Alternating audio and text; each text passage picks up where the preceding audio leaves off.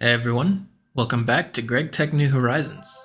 So our base got some pretty major upgrades last time, but we didn't really make any progression in terms of, well, actual progression.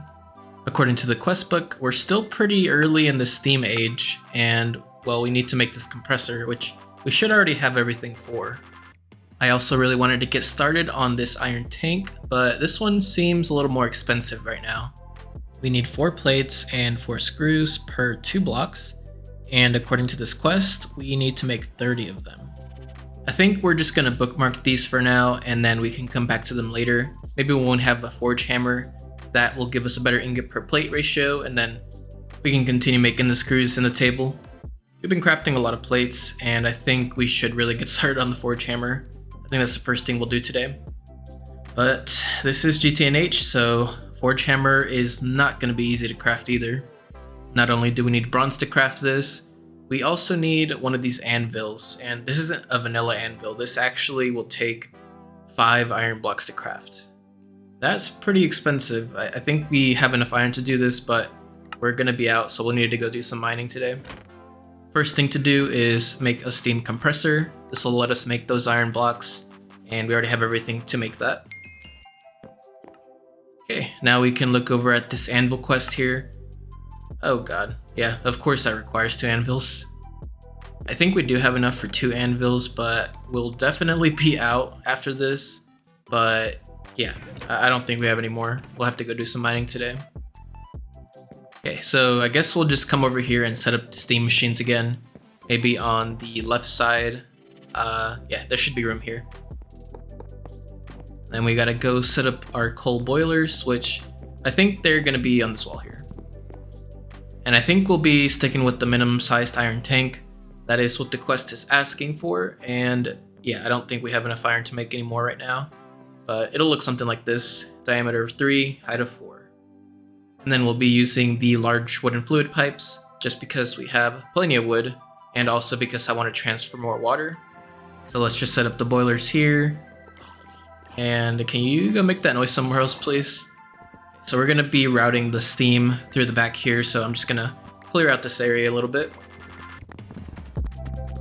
Okay, so I'm using these small wooden pipes to visualize potential item transfer. And then for the steam, I think we can just share pipes like this. One in the middle, well, maybe not this one in the middle. I think 2 boilers are going to just share the pipe like these. And so that's where the steam output goes. For the routing, I think we just come around the back here. Well, actually, let's just dig from where the steam tank is going to be and make a little hallway down to the boilers here. We'll have this hole in the floor for now, but we can cover it up once all the pipes are down. So I think the plan is to just connect these boilers like this, and we're basically just going to route them under the wooden floor. So all the steam is going to be gathering up here, and we just send them down this hallway here. But I'm out of pipes, so I gotta go make some more. I got the pipes, and I think I'm going to start routing from the machines, just so that we don't accidentally overshoot and miss them. But yeah, we're just basically going to take them into this wall here, and I guess just knock out this floor. Again, we can clean this up later once we have all the pipes set down. And yeah, I think we should be good. Oh, and the steam storage over there, we can reroute to that when we actually build it. But for now, we'll just turn on the boilers when we actually need them. The steam will go straight to those machines, and a little bit will be wasted, but that's fine. We won't be keeping them on 24/7, so we won't waste too much. Now to just set the direction so that the steam goes to the machines only. Then we need to take these large fluid pipes and dig a hole here just to send them to the boilers so that they get some water. And then we just need to bring over the pipes.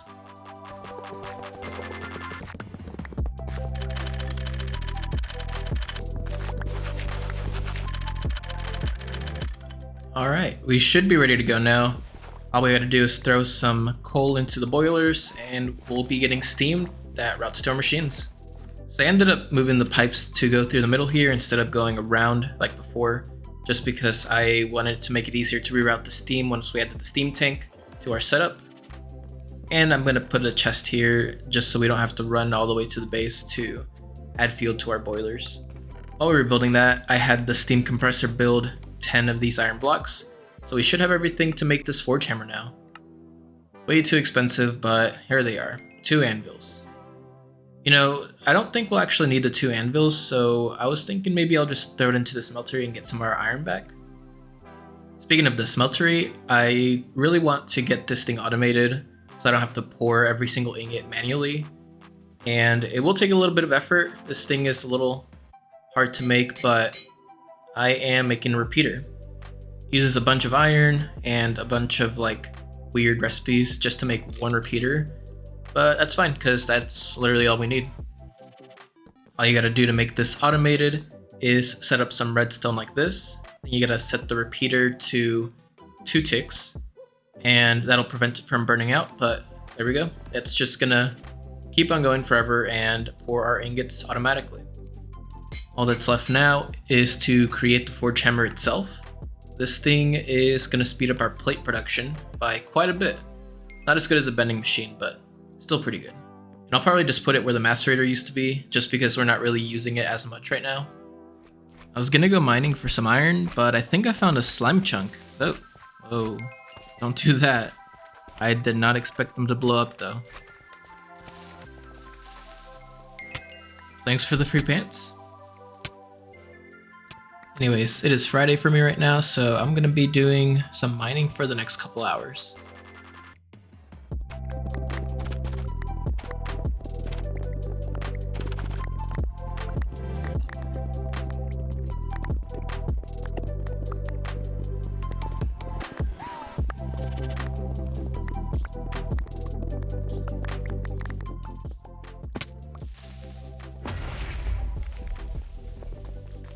Oh my god.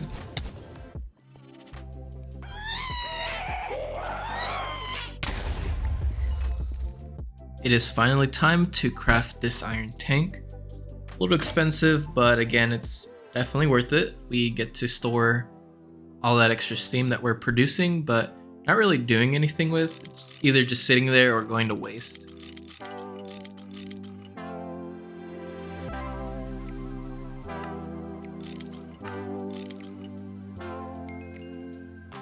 Looks like we got another quest finished. Not really sure how, but hey, I'll take it. And we get glass. That's actually really good.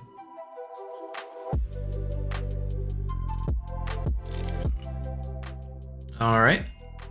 And that is all we need for the smallest size iron tank. Nice.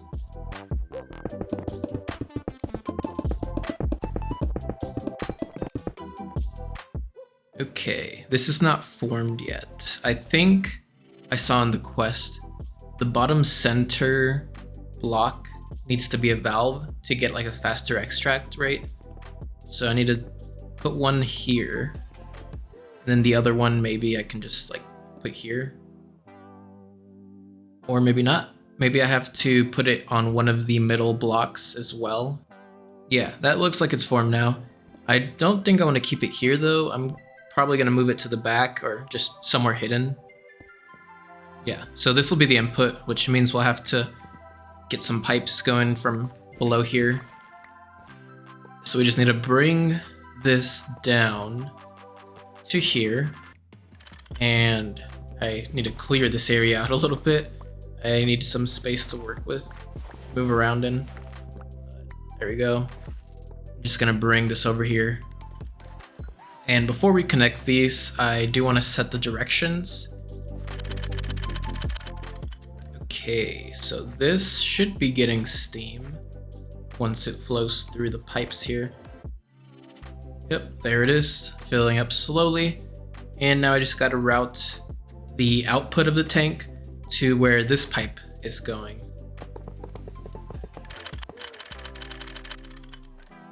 Okay, I managed to get the output going into our machines. I just missed one pipe in this corner.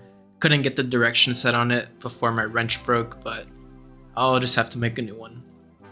I don't think I ever showed this, but this was the result of all the mining. I got tons and tons of iron and copper in this chest that I think I'm just gonna throw into the smelter. I might save some of it for macerating, but yeah, I think the iron and copper struggles are over. At least for now. I mean, this is a good amount, but once we start creating steel or we want to upgrade the iron tank, it's definitely going to dig into some of this and we'll have to go mining again. And no, I didn't forget about this. No pipe left behind.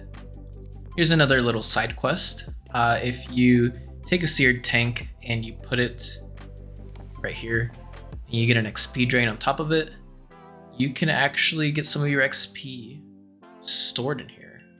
There we go. Took a little bit, but oh, and that's already completely full. Wow. We're gonna need a better way to store XP because like this tank just stored a fraction of what I had. Yeah, that's not good enough. Here's another one for now though, just because I don't have anything else to do with this tank. Alright, let's move on. Looks like a steam extractor is next on our list.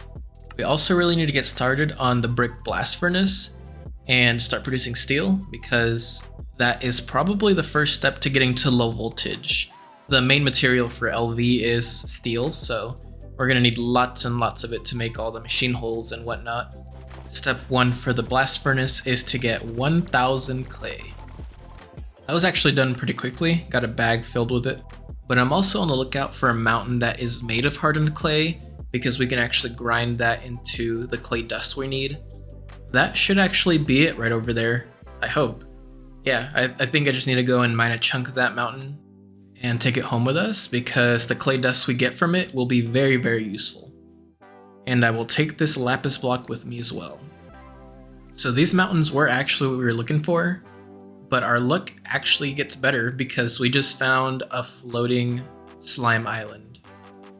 The next step to a brick blast furnace is to get calcite, which is found in these lapis veins.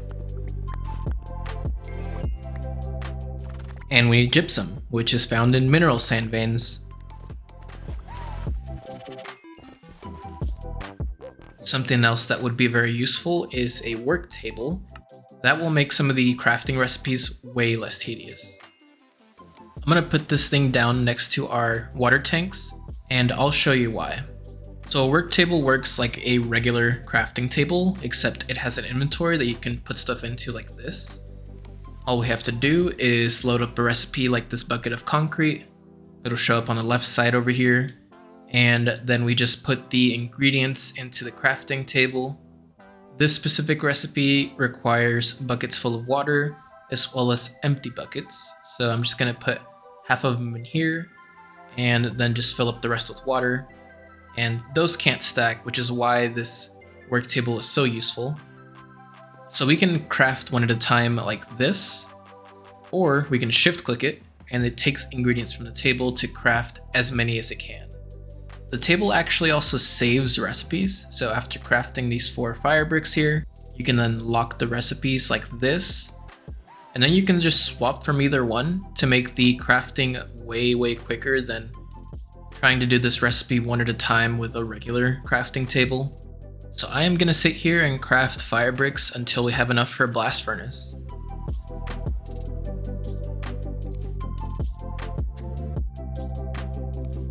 Those are all the bricks, and the only thing we need now is the actual blast furnace block, which I should already have everything to make this.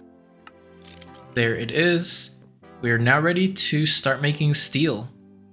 Before we set that up though, I would really love to make some of these solar boilers, just because they don't require fuel, and I would love some passive steam being produced.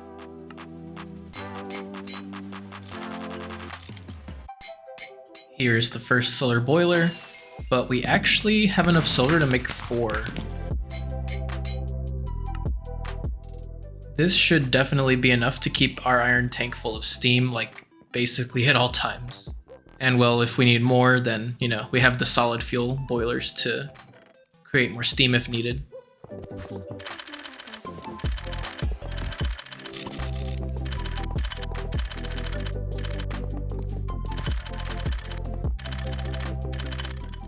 Okay, so I got 3 solar boilers connected, but ideally I would like to make this place look a little bit nicer, so I'm gonna go ahead and work on that. Alright, so what I have here was basically just a little bit of a tear down and rebuild of this section here. So the iron tank stayed where it was, but I did expand this so that when we do want to make the maximum size tank, we will have enough space for that. 1, 2, 3, 4, 5, 6, 7, 8, 9, and that is perfectly aligned with the roof here. Then this area back here, we just have an open roof for the solar boilers, which I'm still kind of playing around with the design, but I think I like how it is right now. We even have enough space to expand the boilers if needed, so we are set for the future. That was kind of like a big tangent I just went on. I haven't even set up this blast furnace yet, but I mean, it's fine. I have plenty of time to get steel. We can just get more of it while we continue to improve our base, but yeah, I think it's time to set up an area for steel production. So I'm thinking I'm just gonna set up an area over here that is, I think, identical to the one next to it. And it should be a good size for blast furnaces. Might be able to fit in a couple in here, but yeah, I'm just gonna go ahead and lay down a foundation.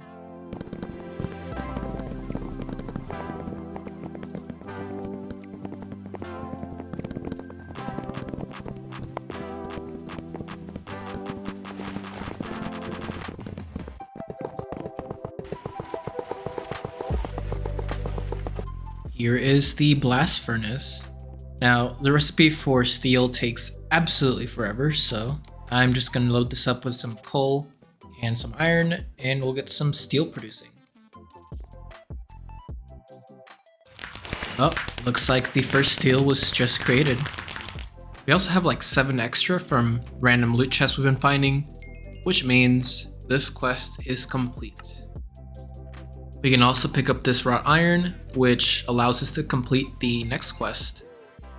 Also been upgrading the food I've been eating lately, making some pizzas right now, which are very satiating, so that's pretty nice.